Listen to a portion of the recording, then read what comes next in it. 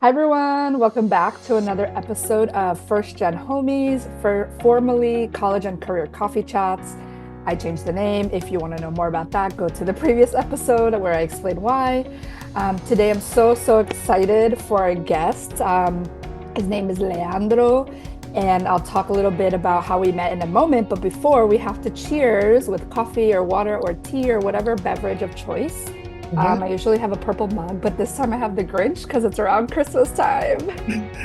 Cheers! Cheers.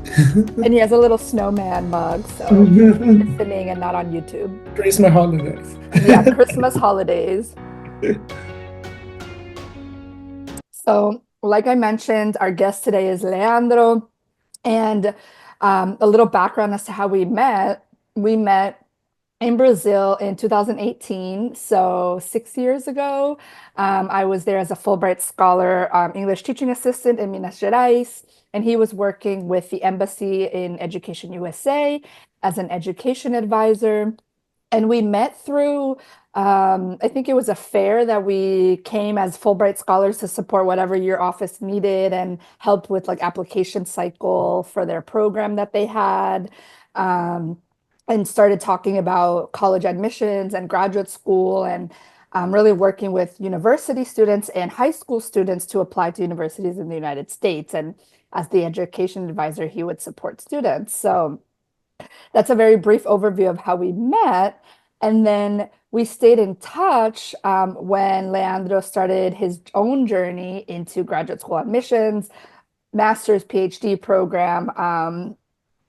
And that's what we're going to talk about today. So the topic is international students or international candidates applying to university in the United States. This may apply to you if you want to apply in Europe, but we're talking specifically about US college admissions process. So without further ado, Leandro, do you want to share anything with our community before we start talking specifically about the application process? Oh, hi everyone. I'm excited to be here in this podcast with Alicia. Thank you very much for inviting me for this podcast. It's going to be a pleasure to share, my journey with everybody that's listening to this podcast, and then hopefully I'll be able to help, students to get an opportunity here in the United States because it's a huge country. There's a lot of opportunities out there. So I hope my words here will help somebody like you helped me like 6 years ago. I know, I can't believe it's been 6 years since I I know remember time our flies. conversation to this Yeah, day. time flies. Time flies. Oh my Time God. flies. And that's the reason I always tell students, it's like apply, because the time is going to pass anyways. Like if you hadn't applied 6 years ago, like imagine where your life would be. Maybe you applied next year, but Right. it's Yes. crazy to think about time that way, right? Like we're Yeah. kind of at the end of your journey Mhm. from that summer of 2018 when we talked on the phone, or I think it was like a phone call or WhatsApp audios that we were Yeah, I talking. don't remember. Yeah. I think we initiate the conversation during the fair where we met Yes, in that yes, Education USA fair, and then it was like a phone call, WhatsApp call, whatever, and then you explained everything to me, and then we're gonna talk about this. But yeah, yes. that was amazing. That was incredible. That after that, all this journey, all the things that I did, my being accepted in the university, that was insane. I would never imagine Yeah. that. I know it's and that's important that you mentioned that it was a journey, right? You Right. you have this idea, you have this thing that you want to do and realizing it's a journey that you have curiosity about and following that curiosity and like connecting with people that can help you on that journey. Yes. Yes. Um, Mhm. so I love when we talk about your experience because now you are 5, 6 years later with you're a PhD doctor. Mhm. Do you want to say your full name, like Doctor? Yes, Dr. Leandro Conrado.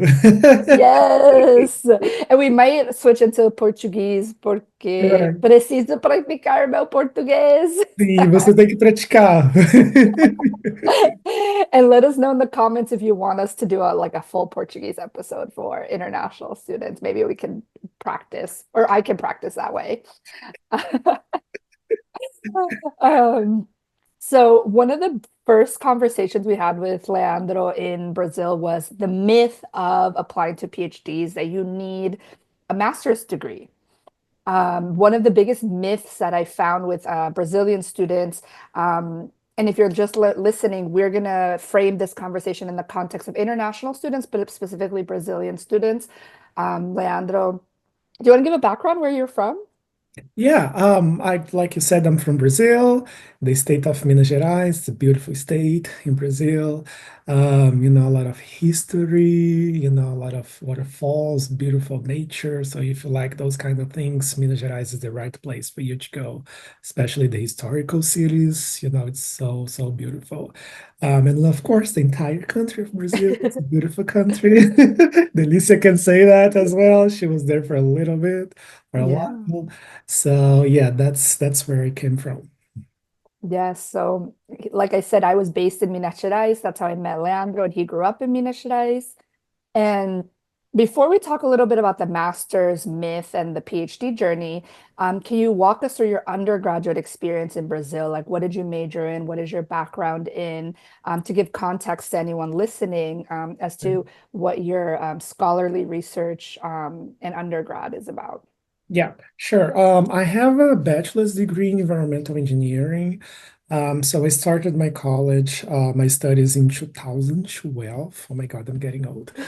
Oh, Don't age us on the no, podcast. yeah, okay, okay. So not But talking it's about okay to age. give context. Yeah. So I started my stuff. That's okay. Yeah. We still look good. So I started my studies back in 2012, so environmental engineering. I was kind of unsure what to do, to be honest, when I started this degree. I really wanted to study biology, but then I talked to a lot of people and they told me, oh, don't do that, you're going to be poor, and blah, blah, blah. And I was like, oh my God, but I really loved, microbiology. That's what I really liked.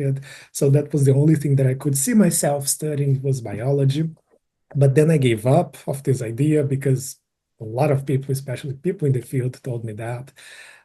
So then decided to take a look at another career, and then I saw that I could apply my microbiology interest as environmental engineering.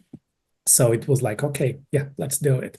So I did the exams, the vestibular. So I passed, and then I started in engineering. In the beginning, it was kind of scary, and then I was afraid of that because of those math, calculus, and blah blah blah, physics. So in the beginning, it was a bit difficult. So right in the middle of my undergraduate studies, I got a scholarship, which was from the program Ciências Sem Fronteiras, Science Without Borders. I think that was the name in English. Mhm. Mhm. Um, so I got the scholarship. So it was my first time that I came here to the United States. That was a dream. I always wanted to come to the US.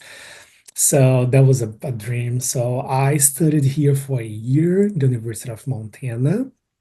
Um, and then after that, I got another kind of, let's say, another scholarship to do a summer internship at Columbia University in the city of New York. That was another dream that came true because, I always saw that New York City in the movies, on Mhm. TV, all those things. And then I was like, oh my God, I am here. And then I'm living here. I am kind of working here. Whatever can I want more in this life? You know, New that- York, where dreams are made of. right. Yes, that's true. That's a perfect sentence for me at that time. So yeah, so I finished that scholarship for about a year and a half, during in the US, and then I came back to Brazil where I finished my undergrads. I really wanted to stay here, but I couldn't, I had to finish, I had to get my degree in order to try to come back here. So that's what I did. So I finished my undergrad in 2017, and then after that, I was looking for some jobs in the environmental engineering field. So I couldn't find some like good opportunities. So I decided to continue with my other passion, which is education.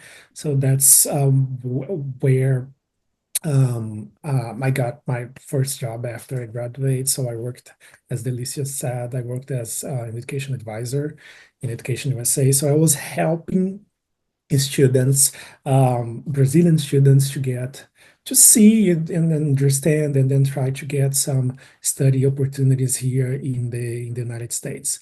So that was a very nice experience. I've met so many um, college recruiters for university here in the US.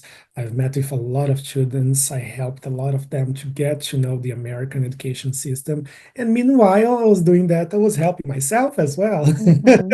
Yes, I bet you learned a lot. Yes, so I learned a lot because although I was here during that time that I just told you, I also needed to learn how to apply for graduate opportunities like master's and PhD that I didn't have much experience because all my studies here before was undergrad.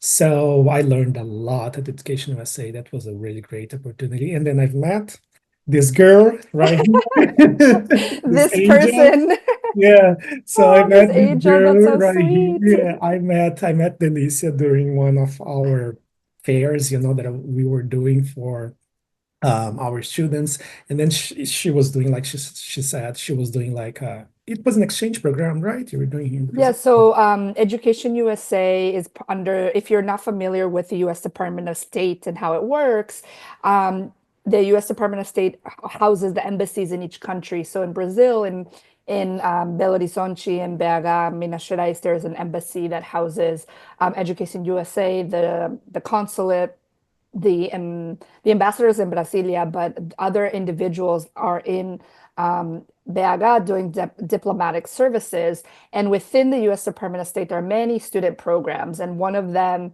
is for grad students who just graduated from undergrad called the Fulbright uh, Fellowship. And I did the English teaching assistantship, and then there's also a graduate student research assistantship. Um, so I was there for, it was a 9 month fellowship to support letras inglés professors with workshops, English language learning, and career development workshops. Because if you're new to this podcast, my career in higher education, I've spent time in academic advising and career development departments. So I support students applying to graduate school and undergrad.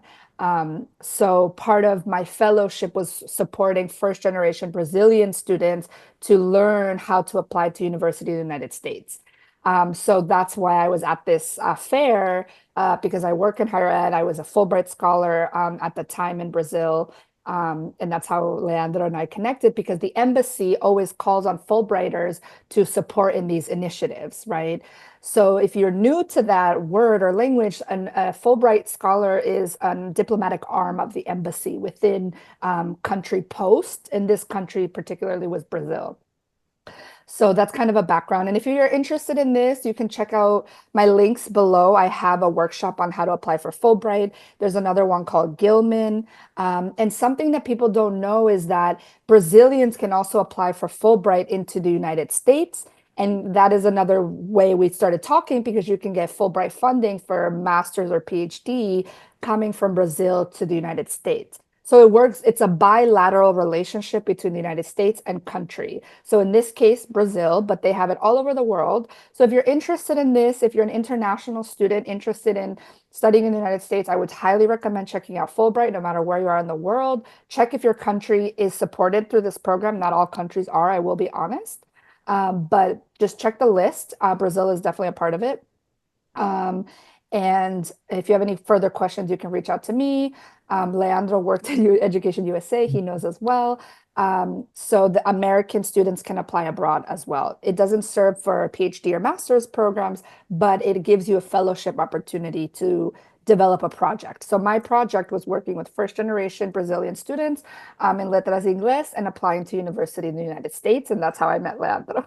Yes.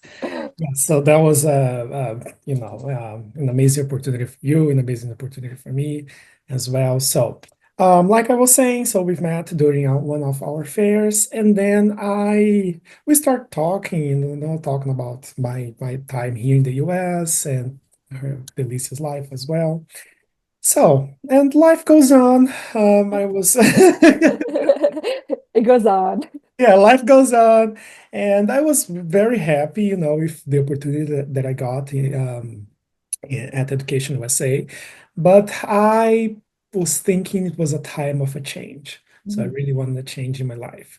I was very happy working with education. Like I said, this is one of my passion, but I really wanted to go back to my environmental engineer side. Mhm. So I cannot Yes. say that I have two Your sides. your nerdy side. Yeah, my nerdy side.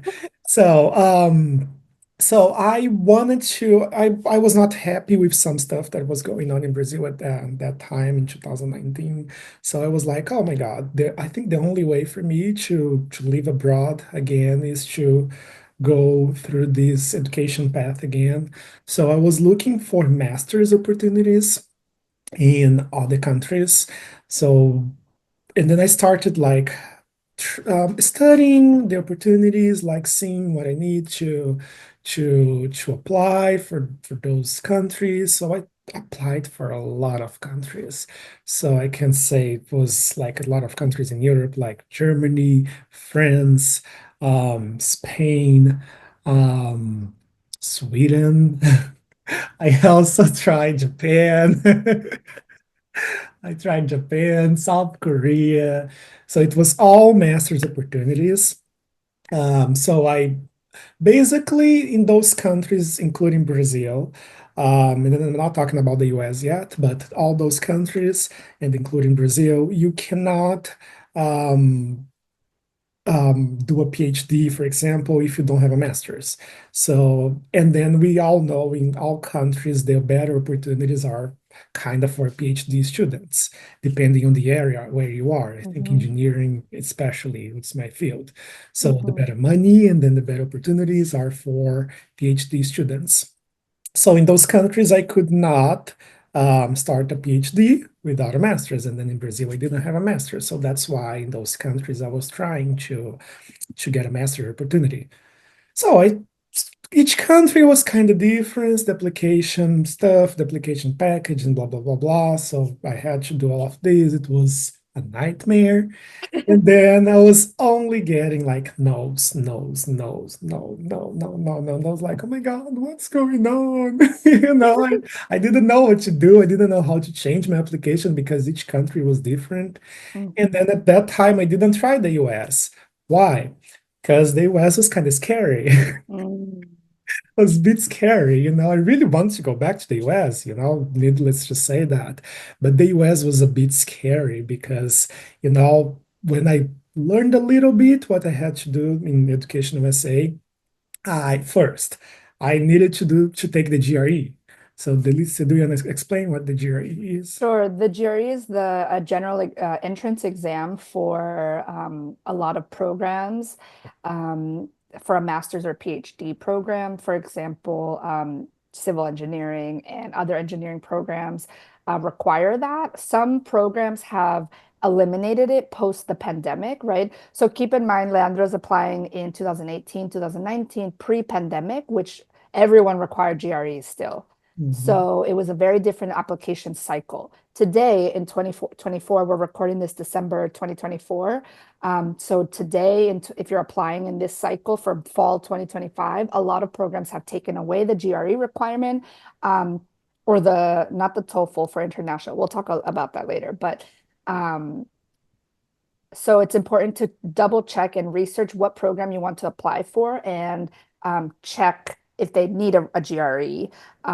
But I would say that for mathematics, physics, biology, pre-med, well, the medical track is MCAT is another exam. But for like engineering, mathematics, anthropology, sometimes so social work, psychology, all require the GRE depending on the university. So double check. Yes. So I wish that happened with me when I was Yes. there. Is that, I wonder if they waived it now. We should check. I know, right? Yeah. So, and then the US, it was the last country that I was thinking about applying.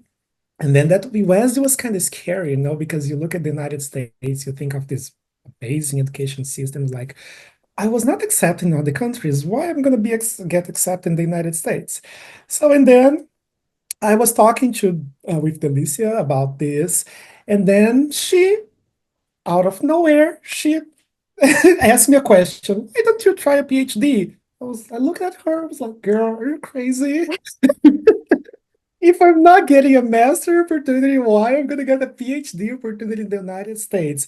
So that was completely out of, Your paradigm understanding of higher education. right, right. So then she started to explain me those things, the way that I could get start a program, start my PhD program without having a master's. The United States, here in the United States, this is very much possible. So you don't need a master's to do a PhD. And like I said before, most of the fields, the PhD opportunities, they are better. You get paid better Hmm. than a master's student. So I started to dig with Delicia help and her tips. I started to dig into this a little bit more, and then I saw it was possible. It was possible to get a PhD without a master's. I could never, ever in my life imagine that here in the United States. So still, that was very scary because imagine undergrad, PhD. It's like, how? It's a huge This is jump. possible. This is a huge jump, This is a huge jump. And then I was like, you know what? I'm gonna try. I have nothing to lose. So I started to get more information, how I should apply. Um, and yeah, so I started, doing the application package. And yeah, so that's how I end up getting this idea of doing a PhD without a master's. So that was because of your fault. That was your fault. So My fault. thank you so in that good way, in a good way. Thank you so much for letting me know that because that conversation we had was very important for me. I think it was one of the reasons that I'm here today, that I did all those things. So I appreciate your help, because if we didn't have this conversation, I think I wouldn't think that I would have applied, So I would just be scared. Yes, totally. Because when you're scared, you block your mind, you block everything that's going on in your mind, and then like, I'm not gonna apply for this. I'm gonna apply for the US and a PhD in the US without a master's. No, this is impossible. But it's not. You made it possible. You are Dr. Leandro. Exactly. So I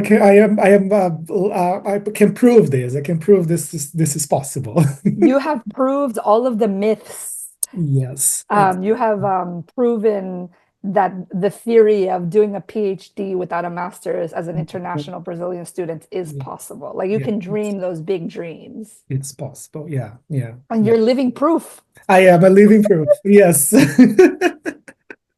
Exactly. Yeah, I think we should do a round of applause for that. Thank you. Thank you so We much. should wear a graduation cap. Yeah. Good. Um, I wanted to talk a little bit about why were you so scared? Why is the United States so intimidating? Because I hear this a lot with my international students and Brazilian students. That's why I'm so excited for you to share your story and your testimonial, because then that'll motivate individuals who are maybe scared like you, but say, "Oh, Leandro did it. Él pudo, ¿verdad?" See, So eu também posso. exactly. So, Todos podem. Everybody can. Um, I don't know. I don't know if I can explain why I was mhm, scared. I think first mhm, of all, of course, because of language. mhm, Although at that time I was kind of fluent in English already, but it was like here we have a conversation, but like studying mhm, things in English, studying engineering topic, doing a PhD in English. I think all those ideas for me, it was very scared, Although back there, I came here, like I said, through that scholarship, I studied here, so I saw that the education system it's not easy. I'm not gonna say it's easy. It's not mhm, easy. So I think that was one of the reasons of me being scared, mhm, because I was an undergrad here in the US, and mhm, I saw it was not easy at all. The education system here for higher education is kind of heavy. It's heavy. So I think my fear came from all those things, like language, like also seeing how it is, the education system here. And then I thought, oh my God, if it is kind of difficult for an undergrad, imagine a PhD, a master. So I think that's where my fear came from. Hmm. Um, and then of course, I'm not saying it was easy. It was not easy, but you have with dedication, with that that uh, you know The drive and the the commitment to drive, do it. yes, the drive to get to reach your goal, so that was my fuel. I can say that. Yes, yes. And that's something that I want to point to is that when Leandro and I had conversations, I would say, have you thought about this or did this? And then he said no, and then would do some research about it. And then we would come back and talk again about it, what he found, what was interested, because in honesty, right, my background is not in electrical engineering. My background is in Spanish language and literature, and psychology. So working in advising and electrical engineering, I was learning as well. So we would do research and come back and say, what about this program or this advisor? And that's something important too when you're applying to a PhD program is knowing who can be an advisor for you at the university that you're applying for because they're going to support your research, support Mhm. your, like, for example, he had to do lab work. For me, I would do archival research. So, is there an advisor at a university that's going to support me, right? And him. So, that was part of his research too, is figuring out and emailing professors and say, hey, this is my project. Are you interested in working with Mhm. me? Yeah. Yeah. So one of the first things, yeah, that I did, of course, it was looking at what I needed to apply, those documents and everything you need to do in the application process. But in my case, since I work with research, like you said, I needed to contact some professors first and see if they had like money for me, Mhm. basically. So what I was doing, I selected the universities that I wanted, and then I saw that my field and then my specialty, my research, which was back there, it was like wastewater and water and wastewater treatment. So if that professor worked with this kind of thing, and then basically I had to email the professor and then ask him or her if they had like funding for me. So Mhm. basically, it was the email that I did. I sent out hundreds, I'm not kidding.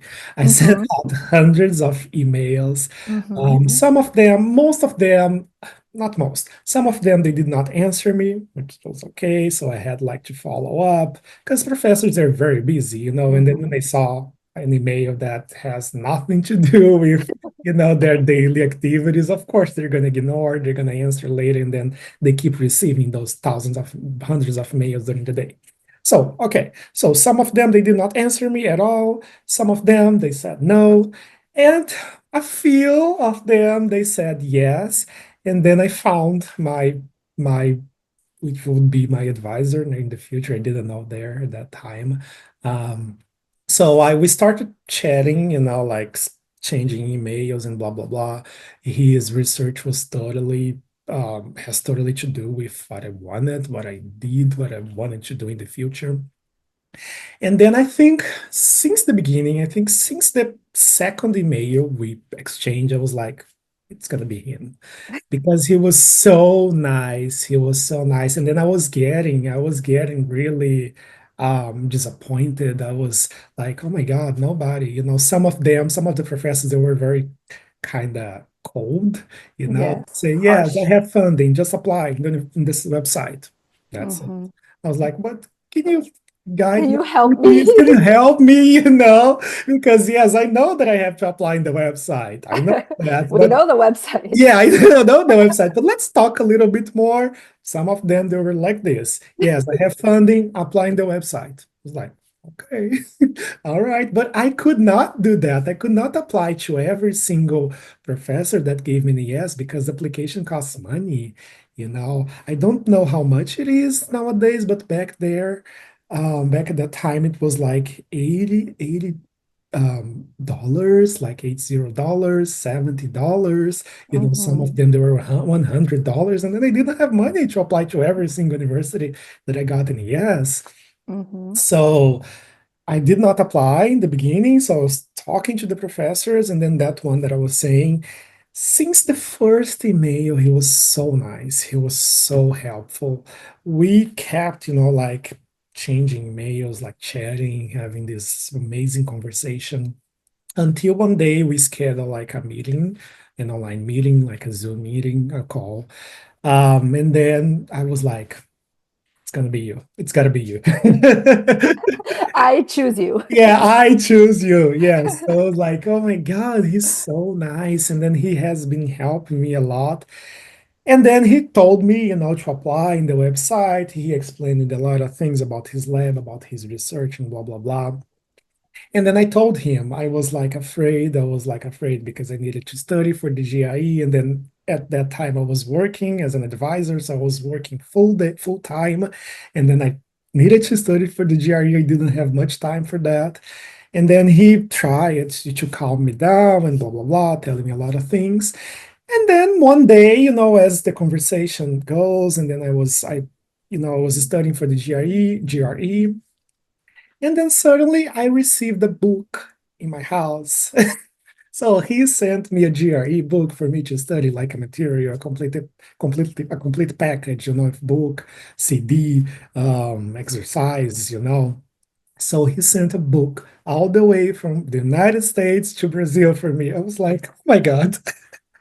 Miracle. Yeah, miracle. This is not happening. This is not happening. So I studied for the GRE. I passed. Can I say that I passed? But it's not like a, Yeah, you passed. You yeah. got in. Yeah, I got in. Yeah. I'm saying because it's not pass and not don't pass. You get a Yeah, score. so there's a range of the score. I forget the range number. You can Google it. Mhm. But there is a range, right, from let's say 100 to 500. And I think you were in the median range. Right. You didn't do terrible. I No, I remember. didn't do terrible. Of course I wanted to do like way better. Yeah, I Sure. remember. Yeah. Yeah, but unfortunately I had to work, Yeah. that time, and then I only had like evenings and then weekends to study for the exam. But I Yeah. kind of like I can say that I did good. I got Yeah. into the You got university, it. You're Dr. Yeah, Leandro. I'm doctor now. I was accepted. So yeah, and then he told me about the thing, about masters and PhD. He was like, "Oh, I I have a opportunity for a master's, but I don't think you need a master's because, like you said, it's not gonna worth it. You're gonna get paid more in the PhD, and then during the PhD, if you do your PhD, you're gonna do your master's. So it doesn't worth it to do a master's. So I was like, okay, I was still scared about this, but if he said he's the advisor, he's the professor, I was like, okay, I'm in. So, and then after passing the GRE, getting the score that I needed, I applied in the university website, University of Vermont website. Yeah, and then I waited a little bit, and then that magical day that I received my, um, what's the name? Is the acceptance The letter. acceptance letter. Yeah. Acceptance letter. Um, and then I forgot to mention before that you helped me again. Remember that you read all my essays that I Yes. do, my text. Delicia is amazing with correcting your text. So if you need help, Thank you. Yeah, if you need help with your personal statements, yeah, book a call with me yeah. below. Yeah, so she's amazing. She helped me because I'm very bad with text. I'm an engineer. I So think I was just gonna say you have to keep in mind that his major is uh, environmental. environmental Yeah. civil engineering. So he's a Mhm. very math science brain, Mhm. whereas my background is literature, writing, and working in higher education. So I have a lot of experience writing. So Yeah. editing essays are my favorite part of the process because you have to tell a story, but also showcase your experience in a very nuanced way. But so that was my favorite part in because I was like, I can't help you with GREs, but I can help you Mhm. with the Yeah. essays. Yeah, so I highly recommend her. So book a call with Thank her. you. And like I said, I'm very bad at, like writing text. And another language, so it's my second language. English is Exactly. my second language. If it was in Portuguese, I think I could kind of do this by myself, maybe. I'm not sure. But anyway, it's in English, and then it's my weaknesses. Writing is my, unfortunately, is my weaknesses. Or at least you're self-aware to ask for help and Yeah, and yeah, and get the definitely. help. Yeah, because I needed help. I needed help. I needed to get accepted in this university because I could not lose this professor. I could not lose this opportunity. So I got accepted, and then it was like crazy because I think I started the application. Let me see if I remember. That was around September of 2019. Right before the pandemic, yes. Hmm. So, so I started this process of application on September 2019, and then I applied for the next fall, which would I would start August 2020. And then okay, yeah. So and then I got the acceptance letter, and then my professor he called me, and then he was like, "Hey, do you want to start spring, January 2020?" I was like. And then I got the acceptance letter. I guess it was in October. Hmm. So he wanted me to start You're like, January 2020. And then I was like, oh my God, what should I say? I have no idea. And then I had to yes. give him an answer, because I was also scared because I had 2 months to do everything in Brazil to like solve all the things and then go to the United States and do a PhD. But I didn't want to, let him waiting for me until, like fall since he already had that funding for January. And then I said yes. It's crazy. I'm so thankful that I did because, like everybody knows, like March, it was the pandemic, so I didn't know when I would start my PhD, Hmm. because we could not get into the United States because the borders were closed. So I'm so glad that I accepted this funding for January. So it was crazy, but I made it. You made it. You I did made it. it. I made it. So yeah, so and then I started January 2020, and yeah, that's where I am now. After 4 years and a half, I graduated, and then everything worked out. That's a simplified version. Yes, yes. This is part one of our conversation with Leandro. We're going to talk a little bit about post-graduation and working in the United States in a part two, because that's a Yeah. whole other conversations with visas and applications. We're kind of focusing on the thought process and debunking any myths around applying to master's or PhD programs in the United States, because um, I think it's a huge opportunity missed for a lot of people that have really cool projects that can come to the United States. And Leandro is an example of that. And I want to highlight parts of your journey that were, I think, really instrumental in you getting accepted. Mhm. And it's important for people to realize that you put in the work. You did the research, you Yeah. did the work, and you asked for help. And those are three things that people get scared to do because it's overwhelming. I'm not going to lie that it's overwhelming to apply.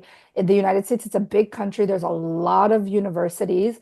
And like Leandro said, he emailed like over 100 people to connect about his project. So you have to be willing to do that work to also get this result that he got, right?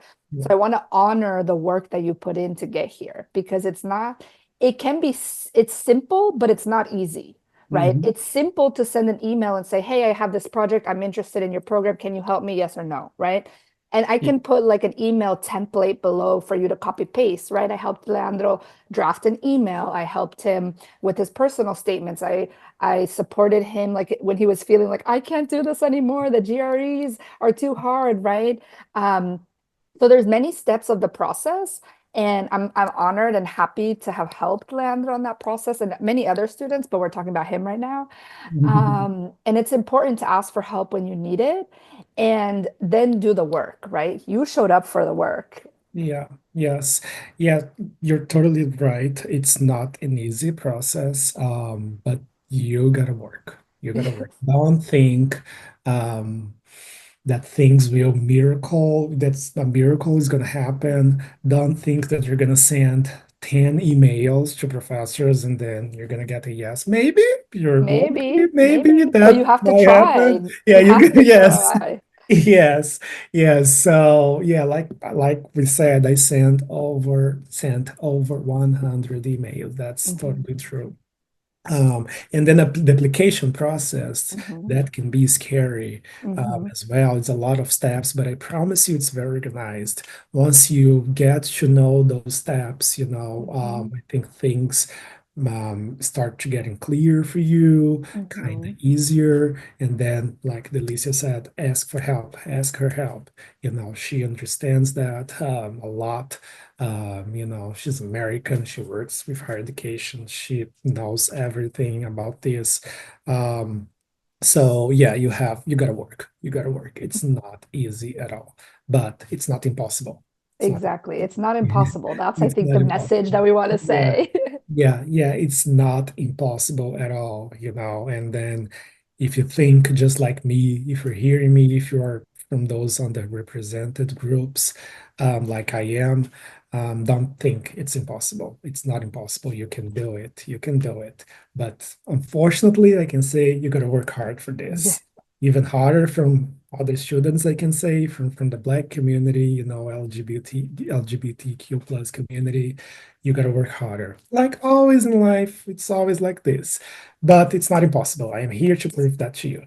Yes. I had a question about undergrad. If I remember correctly, did you get a scholarship through, I forget what was the thing in Brazil that the quotas? Oh, right. Yes. No, I didn't. Yeah, kind of. I got a scholarship, a full ride scholarship as well for my Okay. undergrad in Brazil. That was the ProUni.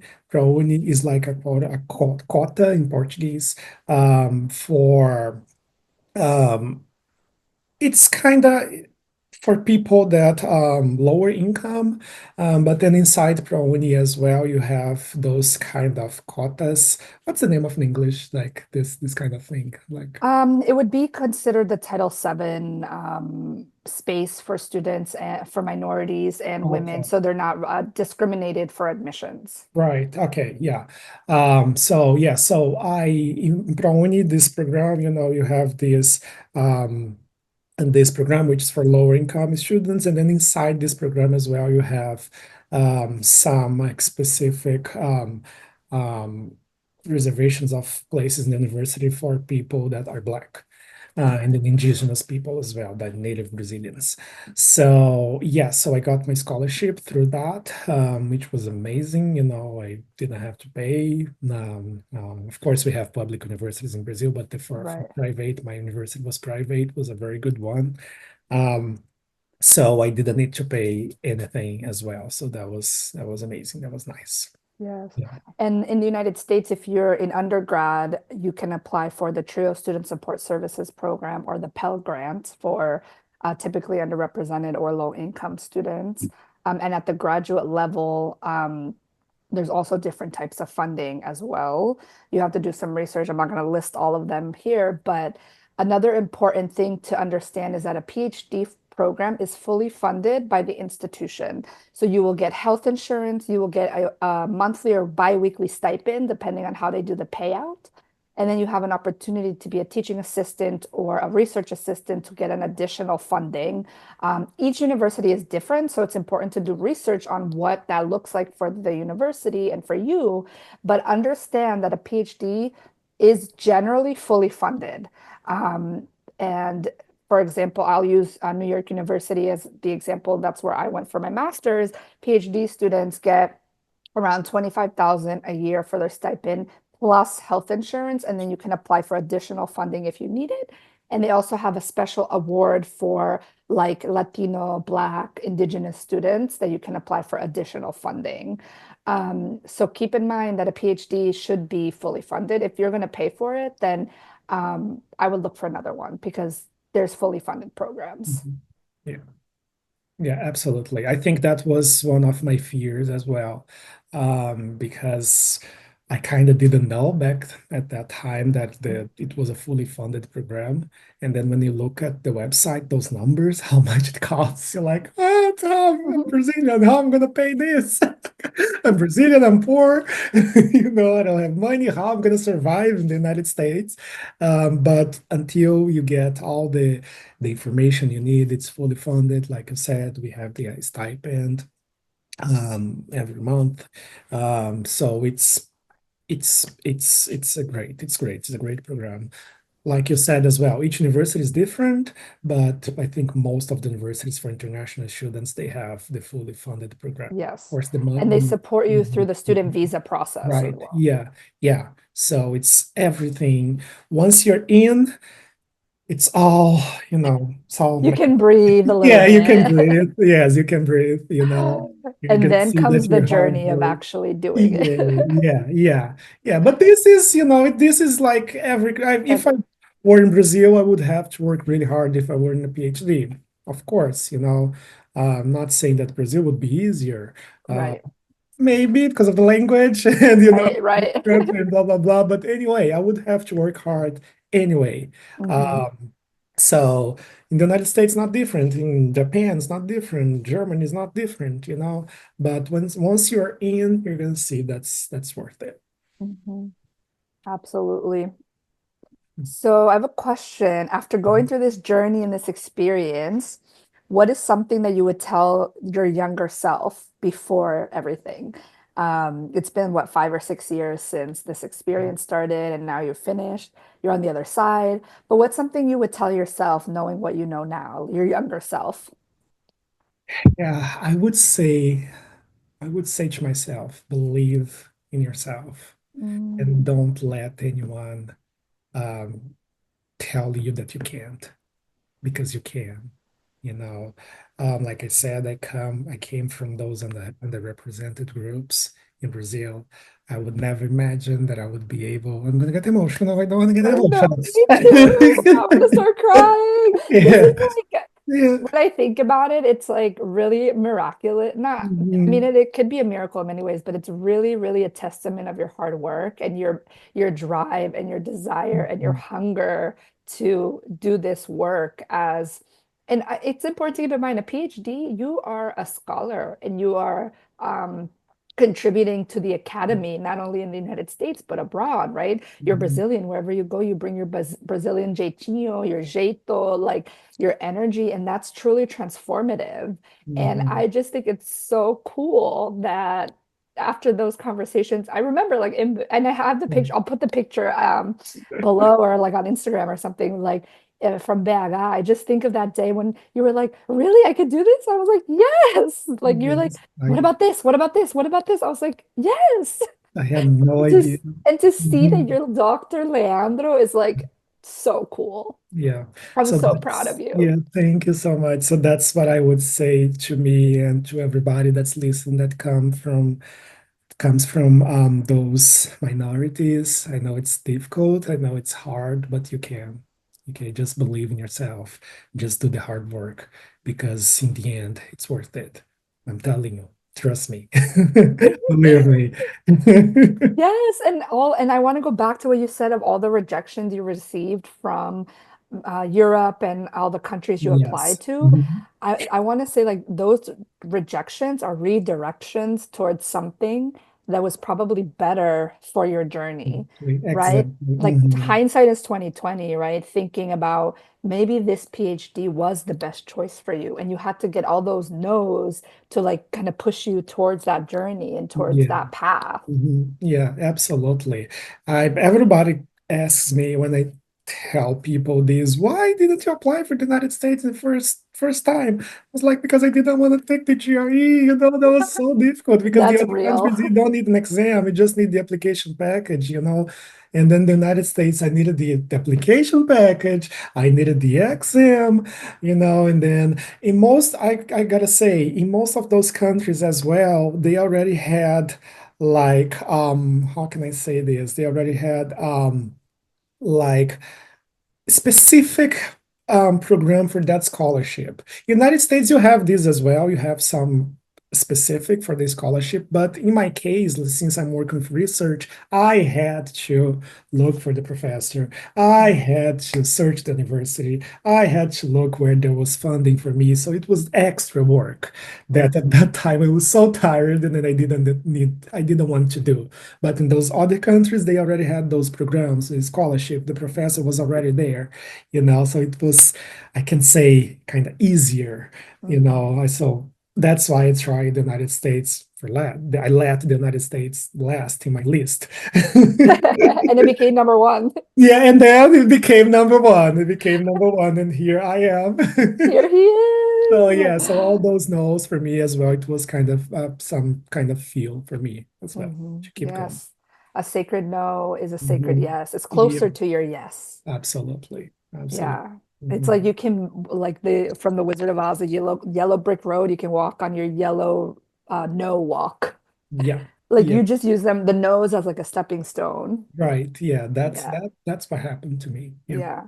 And I Mhm. know it's hard, right? If you're listening to this and you're in this idea of applying and you maybe got some rejections and you're feeling a little imposter syndrome or like, oh, can I do this? Remember why you started the application process. Like you have this burning desire, this project, this idea that you want to bring to life. In his case, a research project for a lab, an idea around it was around waste, right? That you were doing Yeah, some organic research. waste. Yeah. So it really contributing to environmental science, which is very important. So yeah, I wanted to acknowledge that piece that you can get these no's, but use that as fuel. So that's beautiful. Yeah, yeah, absolutely. Yeah. Mhm. So Leandro got into the University of Vermont. He did his PhD with this professor that really supported him from the beginning, and he went through this for 4.5 years. Um, and in part two, we'll talk about a little bit more of the actual PhD journey and then post application. But for this episode, we really wanted to highlight, okay, what do you need to do before you get in? Like there's so many steps, right? It's mental, it's emotional, it's academic, it's financial. And applications are between 70 and $150. So it is expensive, even for Mhm. US based students. And I would honestly ask for a fee waiver. Um, I don't think it was that common before the pandemic, but now Awesome. post-pandemic, I think it's more common to ask for a fee waiver if you can showcase that you need the support as a first generation low income student or international student that you want to apply. So I would ask admissions for a fee waiver. Ask. The worst they can say is no, and then you can figure it out later. But try at least, right? So that's one thing I wanted to say. Is there anything else you would like to add to this conversation around the myths to apply to a PhD program, your journey? Any last thoughts? Yeah, I don't think so. I think I've said everything, and that just wanted to say, do your research, like you said as well. Ask for help. You're not on this alone. Don't think Mhm. you're alone on this. Ask for help. Ask for help. Ask people ask for help that for people that know the process, and nowadays we have the internet, we have a lot of things to research. I was kind of lazy at that time, like to not do more research. I was always the Lisa, what is this? Blah, blah, blah, blah, blah, blah, blah. But and she was always awesome to have to answer my questions. But you're not alone. You're not alone, Yeah. just and just do your research, and then Mhm. everything's gonna work out. Yeah, Yeah, you're not alone. And I think the internet wasn't what it is today in 2018, yeah, it 2019. was now.